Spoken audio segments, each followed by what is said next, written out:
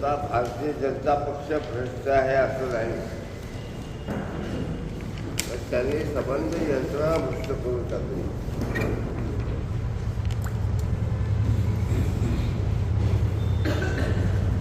दोनपेक्षा अधिक मुले असता कामाने स्थानिक स्वराज्य संस्थेमध्ये.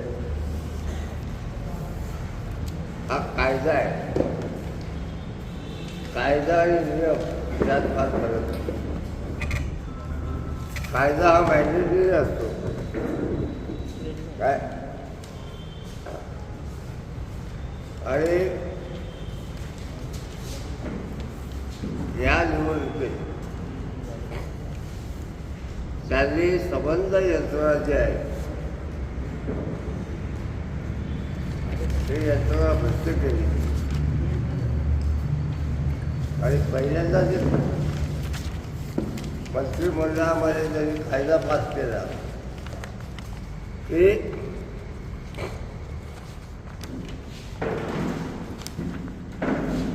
उमेदवारी अर्ज दाखवल्यानंतर त्या न्यायालयात जाता येणार नाही. त्यामुळे अनेकांचे उमेदवारी अर्ज नाकारले. काल संध्याकाळी ते मला भेटायला आले होते, पण त्या सांगितलं या न्यायालयात काही होणार नाही. मंत्रिमंडळाचा निर्णय असल्यामुळे तुम्हाला हायकोर्टात जावं लागेल. किती लोक जातात मला माहीत नाही, पण सर्वात महत्त्वाची गोष्ट अशी आहे की सगळी व्यवस्था भ्रष्ट झाल्यामुळे या निवडणुका डॉक्टर बाबासाहेब आंबेडकरांनी घटनेत सांगितल्याप्रमाणे निपक्ष खुल्या वातावरणात आणि जबाबदारीत होती याच्यावर माझा काही विश्वास नाही. आता आपल्या शहरामध्ये जी परिस्थिती आहे ती महाराष्ट्रात सगळीकडे झालेली आहे. आणि महाराष्ट्राला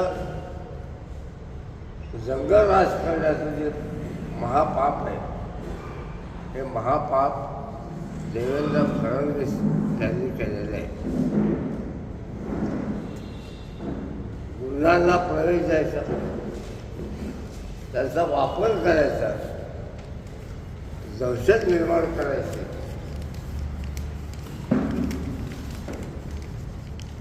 असा त्यांचा एकंदर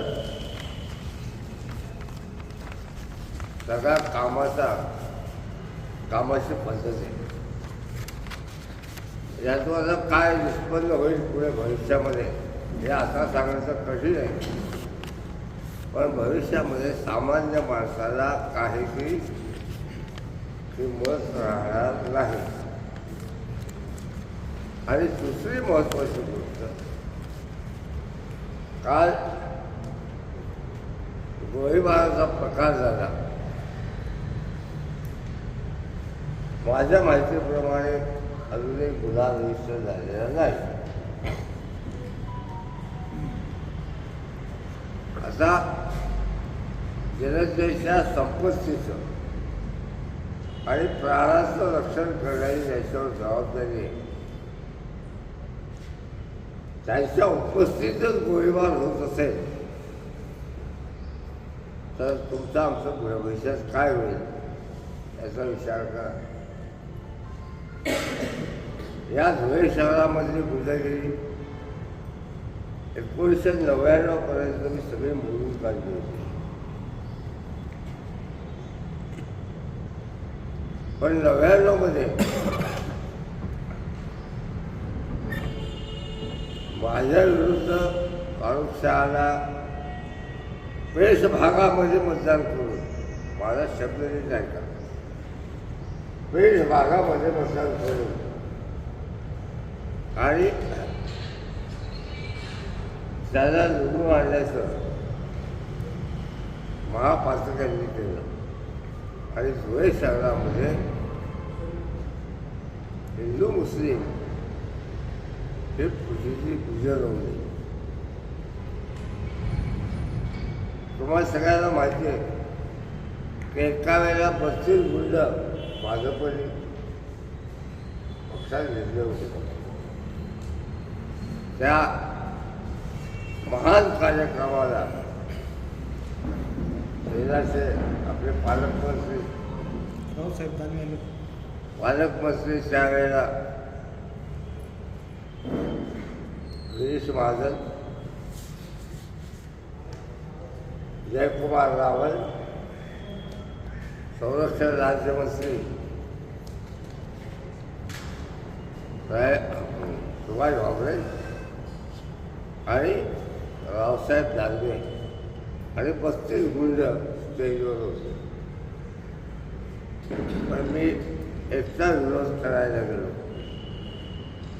आणि सांगितलं की निष्ठावान लोकांना काम द्या, देशाला ओळख द्या पक्षाची. ते बिचारे झेंडे उचलतात, शस्त्रंजा उचलतात, अंगावर खटले घेतात, पैसेच घेतात, तुरुंगात जातात आणि त्याच्यावरला माझं त्याचं भांडण झालं. माझं व्यक्तिगत काही भांडण कोणाचे झाले, पण त्यावेळेला जे लोक माझ्याबरोबर होते तेच लोक आधी जाऊन बसले आणि आता पश्चाताप करताय.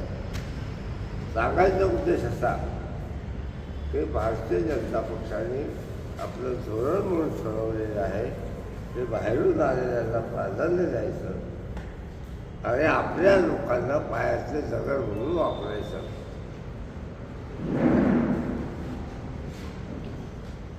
आता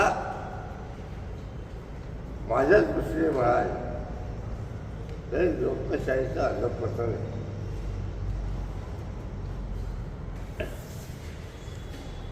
धुळे शहरातल्या नागरिकांना मी आपल्या याच्याने माध्यमातून आवाहन करतो की यावेळेला जर तुम्ही जागे झाले नाही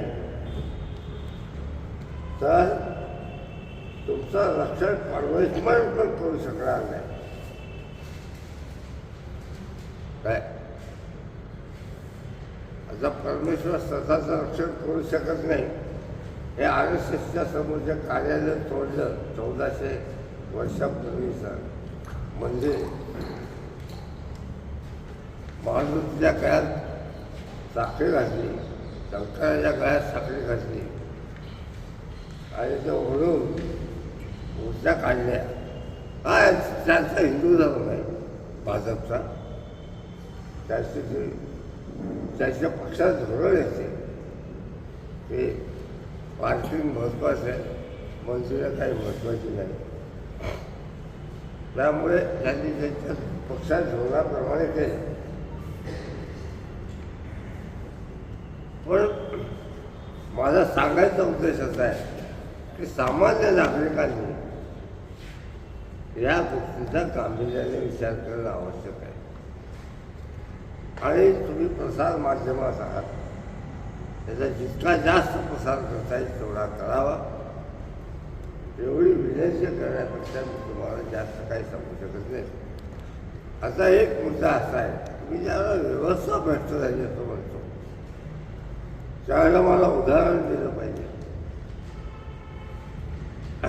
राष्ट्रीय कुलकर्णी यांनी 3 गुन्हे असल्याबद्दल एक लेखी तक्रार केली आणि लेखी तक्रार त्यांना सांगितलं की 2 वाजता तुम्ही हिअरिंगला या. त्या हिअरिंगला गेल्या तेव्हा त्या ठिकाणी त्यांनी 3 नोटी लावून ठेवले होते विरोधकांनी आणि यांना माझं कोणी मोठी जागा वगैरे काही सांगितलं नाही आणि त्यांच्यावर दबाव आणून त्यांच्याकडनं तो निकाल त्यांच्या विरुद्ध दिला.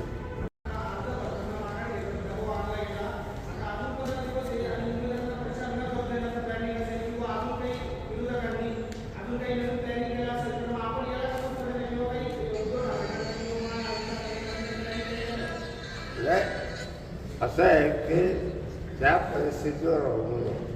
कोण जशी जी परिस्थिती उद्भवेल त्याच्यावर अवलंबून आहे. हा बोला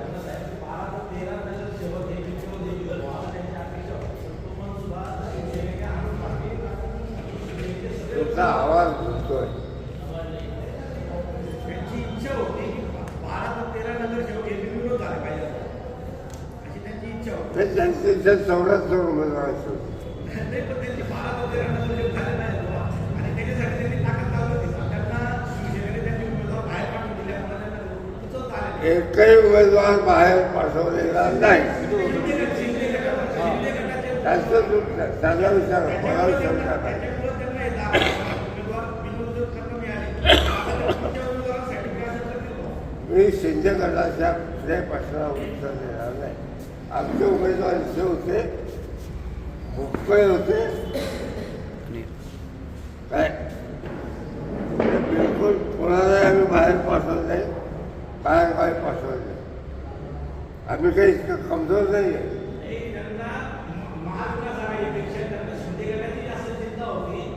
तो त्याचा मित्र पक्ष आहे. त्या मित्र पक्षाबद्दल त्याचं काय धोरण आहे? एक मिनिट. मित्र पक्षाबद्दल काय धोरण आहे त्याची आम्हाला काही घेणं नाही. अण्णा निवडणुकीत प्रचारादरम्यान विरोधकांनी जर दादागिरीचा प्रयत्न केला तर उभाटा शिवसेना तशाच तसं उत्तर देणार का? ऑफकोर्स. काय ज्याला ज्या भाषेत समजेल त्या भाषेत समजलं. बरं अजून काय